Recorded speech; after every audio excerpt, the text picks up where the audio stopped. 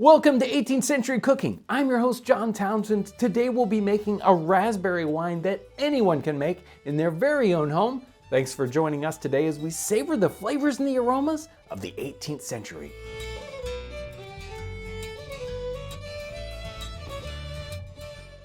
It is berry season right now.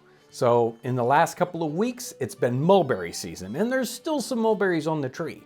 Right this second, it's right in the peak of black raspberry season, at least here in Indiana. And in a few weeks, when the raspberries are gone, blackberries will be available. And then maybe even blueberries if we want something else. How can we use these into the future? How can we get something that's berry flavored, months into the future? Well, that's what today's recipe is, how we can make a raspberry wine. And we could do the same thing with other kinds of berries, depending on the seasonality of it. This recipe works really well with any kind of soft fruit. In the 18th century, folks are always thinking about how to preserve something. Very, very seasonal. We have a lot of raspberries right now. Now we can pick them, we can eat them as a cobbler, or we can dry them to put in something in the future, or we can turn them into a liquid. And that's exactly what they're thinking about in these cookbooks from the 18th century and earlier. So we've got a couple of different recipes here. Raspberry wine shows up in probably almost every cookbook in some sense or other. Now, when I think a wine recipe, I'm thinking about making wine with grapes. And this is a very, very long process.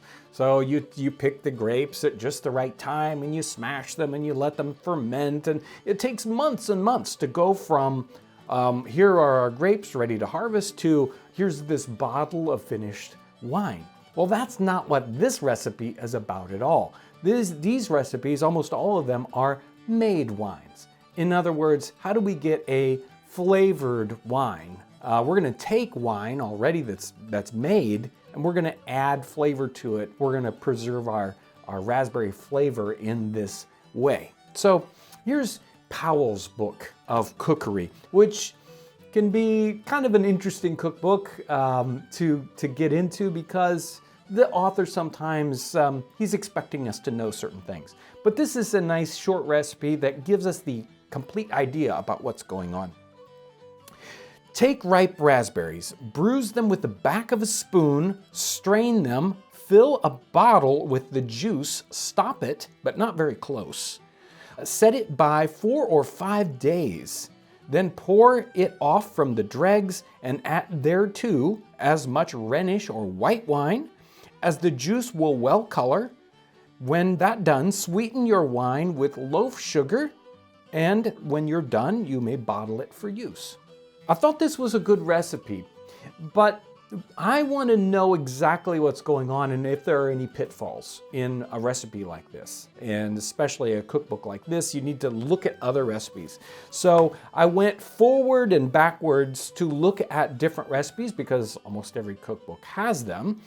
And I went to Hannah Glasse's cookbook, which is the total standby.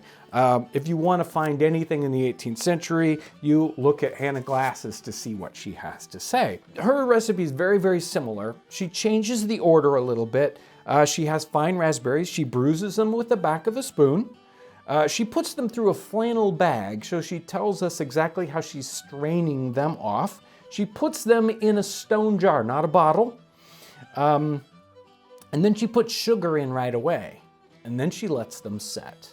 So notice what's happening in all of these is that what we're doing is we're letting these raspberries ferment a little bit. We're not taking this, month-long process or whatever to get alcohol out of them, but we do want the raspberries to give us a little bit of winey flavor. We don't just take the juice right away and put it into our wine. We let them kind of create their own wine flavor, but not all the difficulty of it. She mixes the sugar with it and she lets it stand 3 days, not 4 or 5.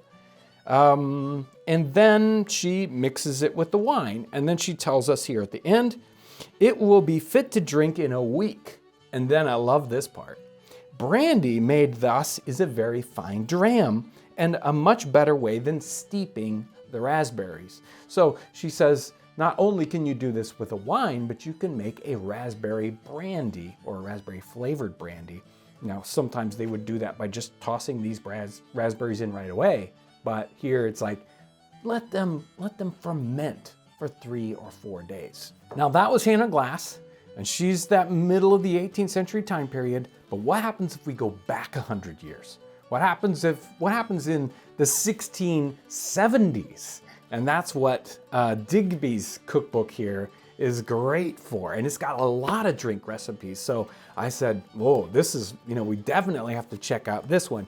And he's doing something similar, almost 100 years earlier, but it's definitely a different take. He starts off with 4 gallons of deal wine. Now, deal in the time period here probably just means cheap, an inexpensive wine. So deal wine, you put it in an earthen jug. You put in 4 gallons of raspberries. That's a lot of raspberries. You let them stand so, infusing 7 days. And then you press it out gently, then infuse as many more raspberries. So 3 times, if you please. So it's like infuse raspberries, squeeze it out, put more raspberries in, do it again. Then add as much fine sugar as will make it pleasant. Put it into a keg, a barrel, close stopped, and let it stand till it is fine, and then put it into barrels. So this is the infusing method that Hannah Glasse talked about. So don't let the raspberries kind of ferment any. You just put them into the wine and you let them set. That takes a lot of raspberries, whereas these recipes don't take nearly as many raspberries, but you let them get intense flavor by letting them ferment a little bit. Let's get started on this recipe. First question is, how many raspberries do I really need for this? These recipes all vary tremendously. So Digby's, which is just infusion, you need as many raspberries as you have wine, as much juice, maybe 3 or 4 times over. We're not going to do that. These black raspberries are very difficult to get. These are precious. That's all there is to it. So I'm not going to do that. Powell's says you need just enough of this juice to color the wine. We're going to be doing a standard bottle of wine here. So we probably don't need more than about a pint of juice. To get a pint of juice, we're going to need more than a pint of berries. So we're going to be working with maybe a quart of berries to about a quart of wine. Depending on the berries you're going to be using, these are black raspberries, you might need no more or less to kind of get a little bit more flavor. Maybe mulberries, you probably need a little bit more. Black raspberries, you don't need as much because they are very flavorful, especially these wild ones. So I've got about a quart here. We're going to pour these into a bowl that we can mash them into.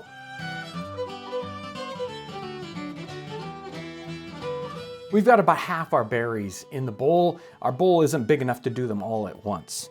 We've got our spoon. All these recipes sort of call for using a spoon, not a masher. We're not trying to grind these. We don't want to break the seeds themselves. We just want to gently mash all the little cells. You can kind of see these berries are made with all these multiple cells of raspberries. We want to break the cell wall, bring all the flavors, all the liquids out, but we don't want to break the seeds.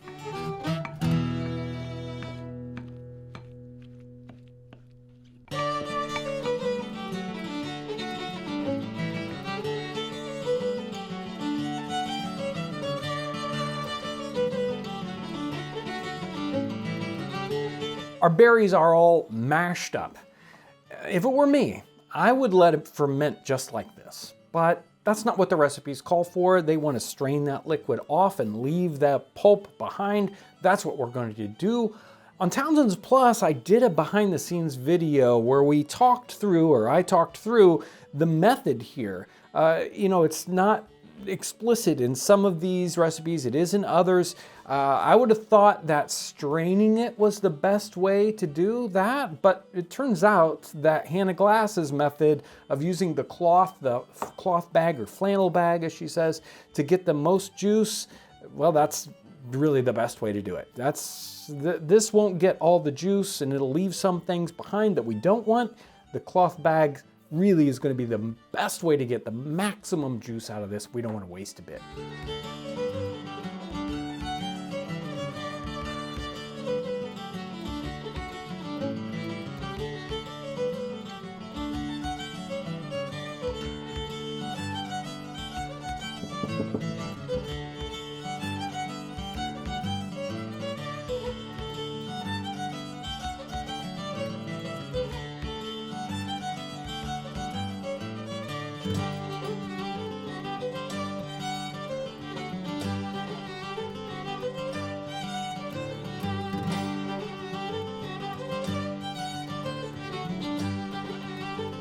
Let's follow Hannah Glasse's recipe, and that is that we put the sugar in next. Powell's, you waited, you let it ferment, and then you put the sugar in.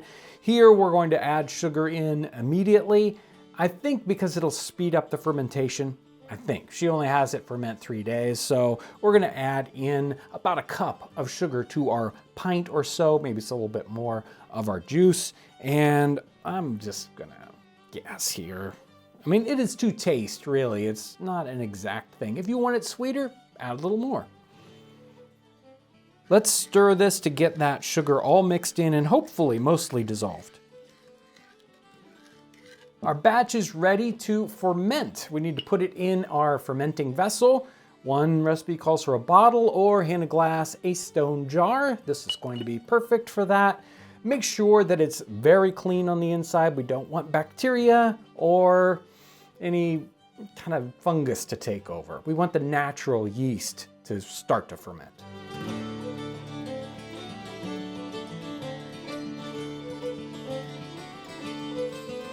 Our juice is ready to set aside and ferment.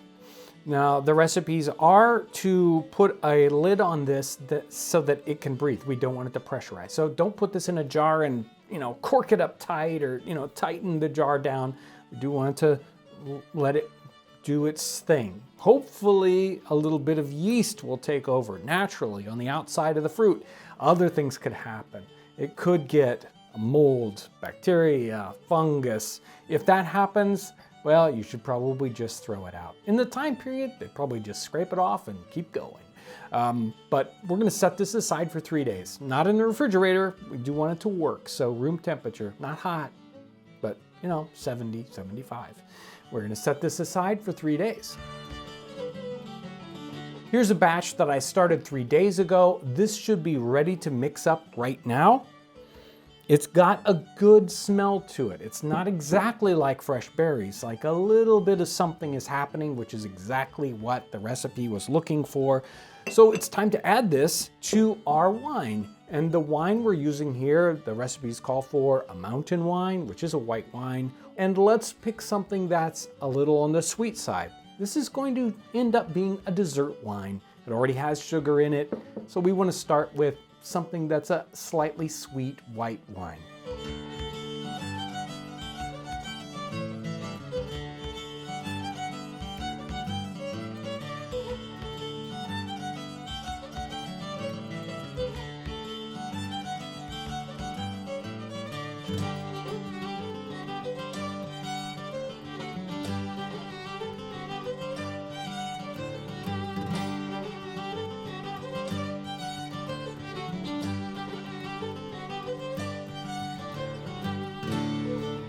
Now this is supposed to age for at least a week, probably 2 weeks, a month would be even better, but we're gonna try it out right now. We wanna get an idea about where this is going, where it starts out at. So this is the start, right?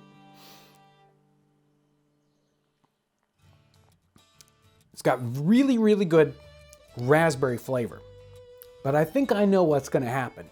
Right now, it feels like two different things, like fresh raspberries and wine. But we want this to turn into raspberry wine.